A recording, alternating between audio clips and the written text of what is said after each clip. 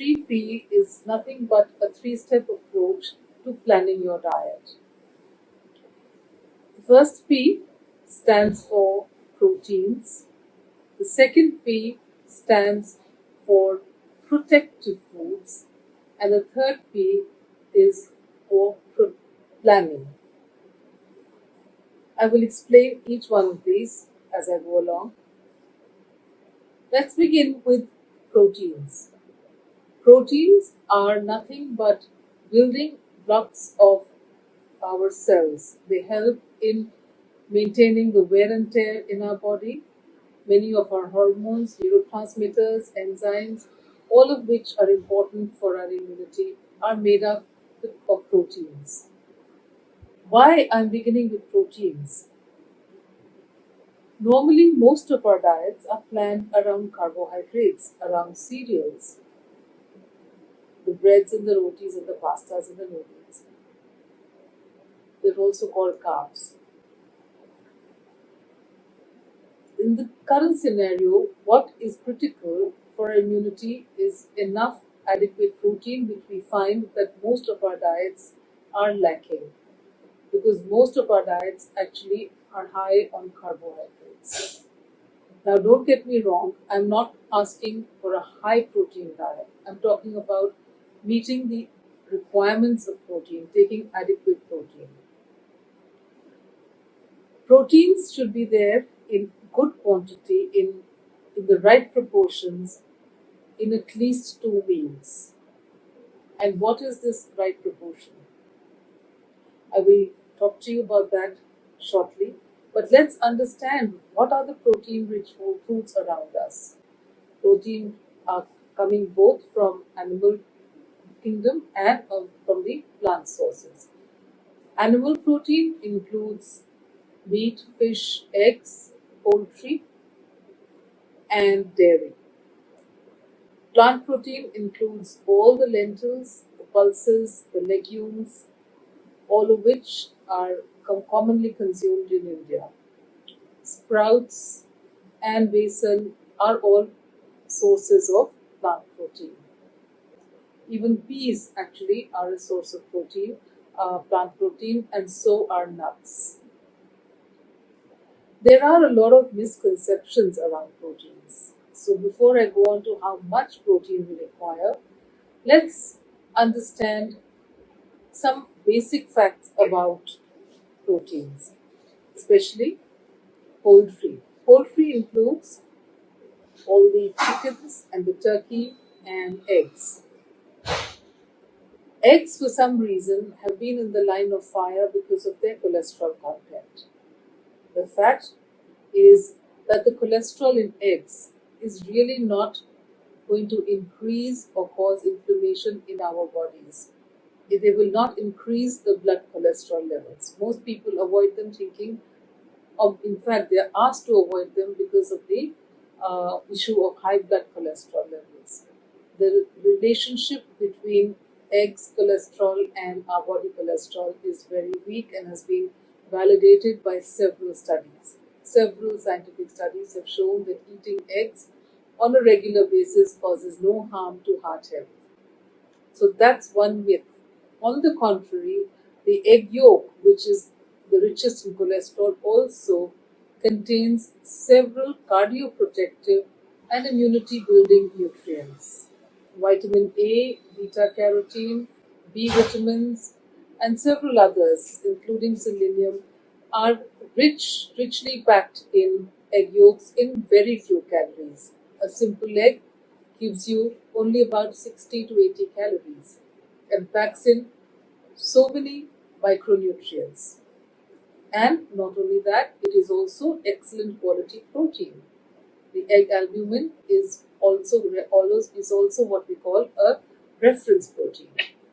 So eggs should be a part of a heart healthy diet and an immunity building diet and a generally healthy diet if you're not allergic to it and if you're not vegetarian.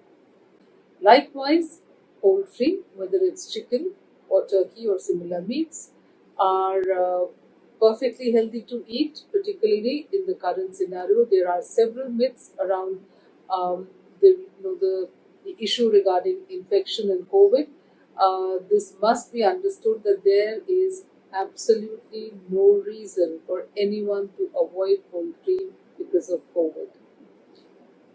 Poultry is cooked and poultry is not a carrier of COVID 19. So let's be very, very clear on that. And now we come to the issue of meats. Many people avoid red meat because of its, again, correlation with heart disease.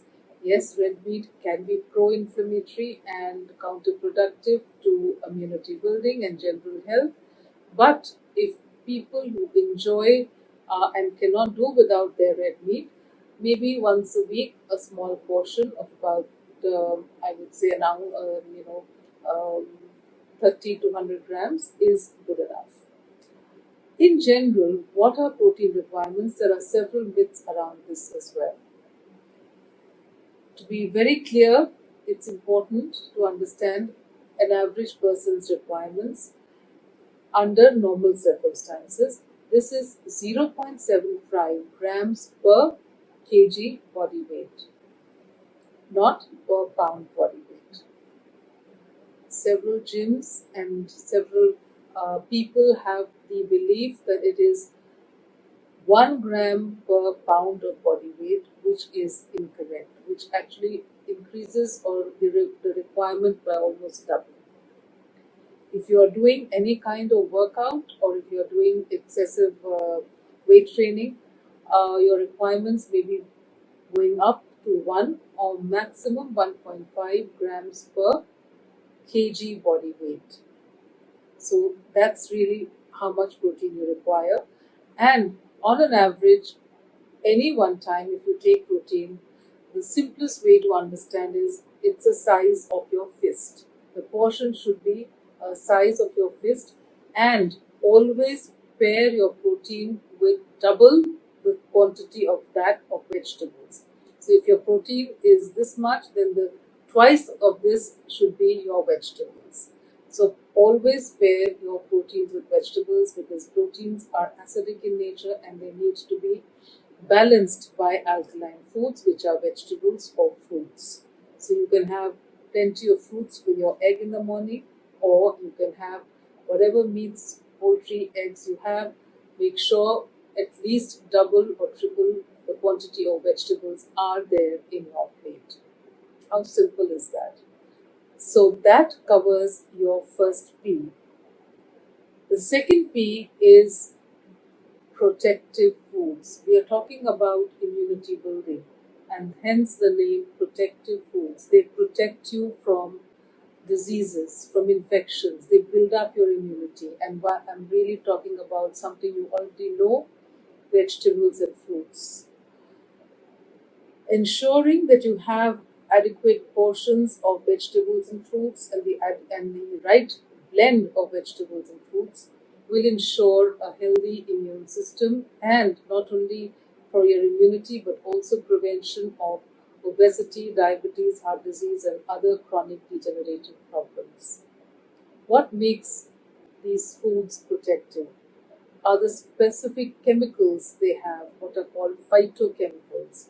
These chemicals impart the colors to these fruits and vegetables. They impart the flavors and the specific, the benefits of the fruits and vegetables.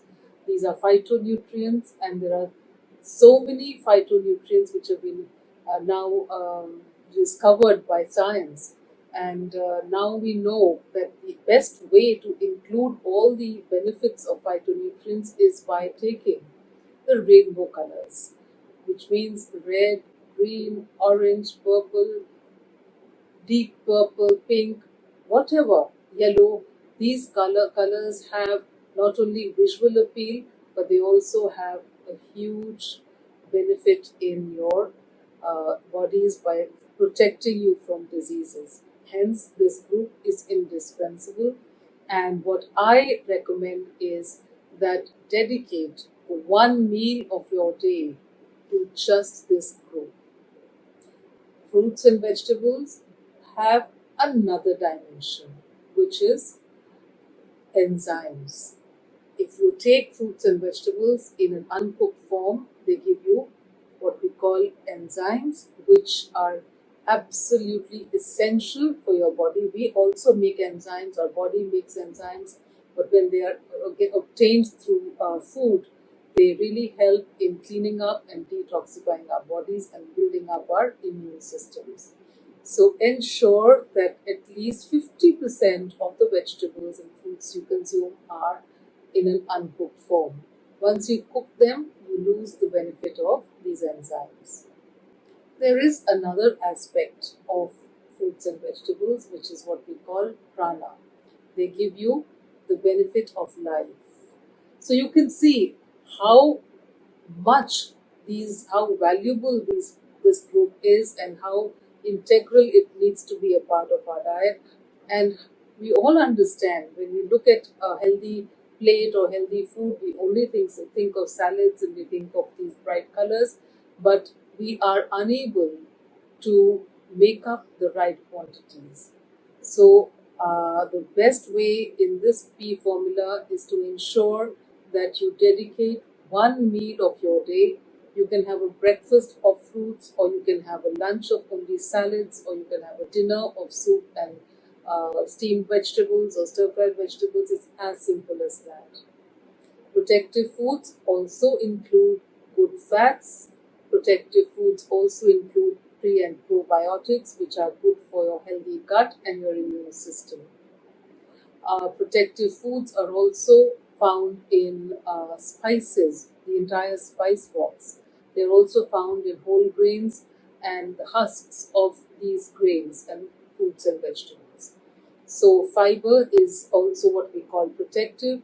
It helps the gut to grow good bacteria, the good probiotics we keep talking about, which are integral to immunity.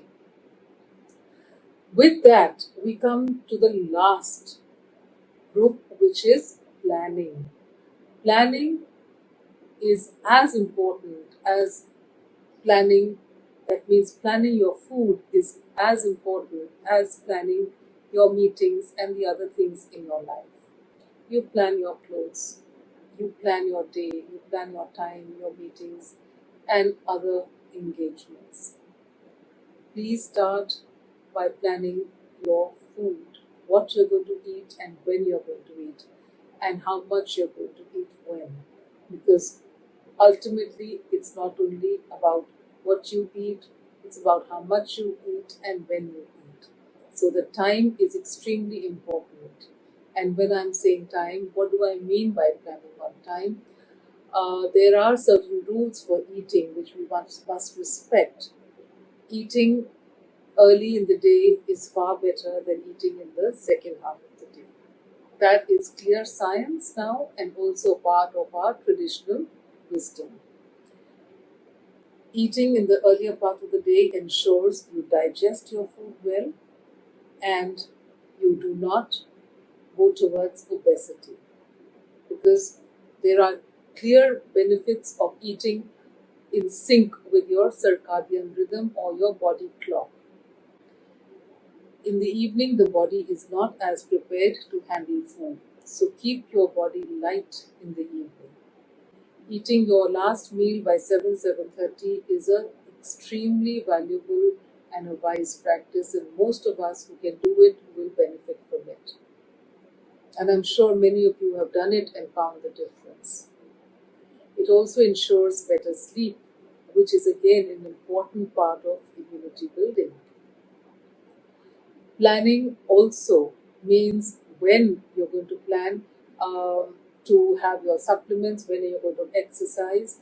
And I go back to the cereal and say what kind of cereals you're going to have.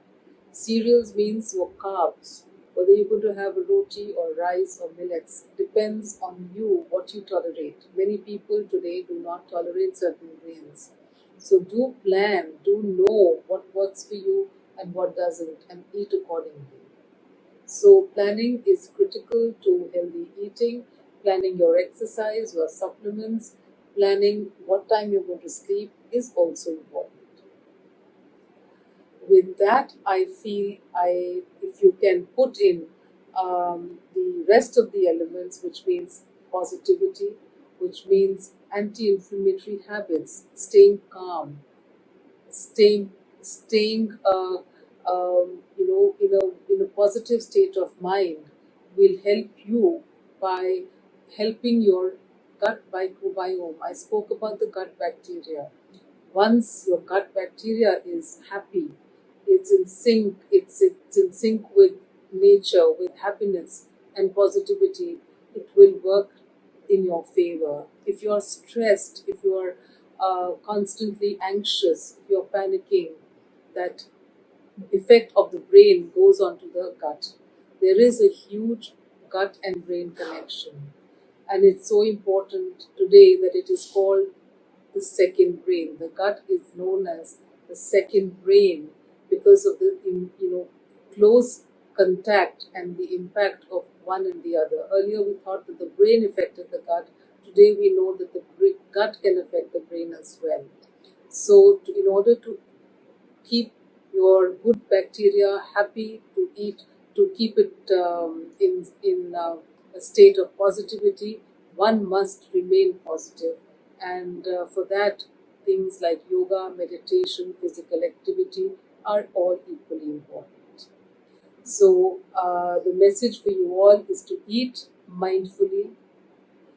One of the tools to eat mindfully is also to maintain a food diary. If you can do that, it really helps you to understand your body, to listen to your body, to see the signs. If you're not digesting your food well, if you're feeling constipated, you're feeling like bloated or acidic, there's something wrong in what you're doing. Maintain a food diary, eliminate the foods you think are suspicious, and see how you feel, and seek professional help if there is a requirement. Also, there are a huge there's the issue regarding nutritional deficiencies.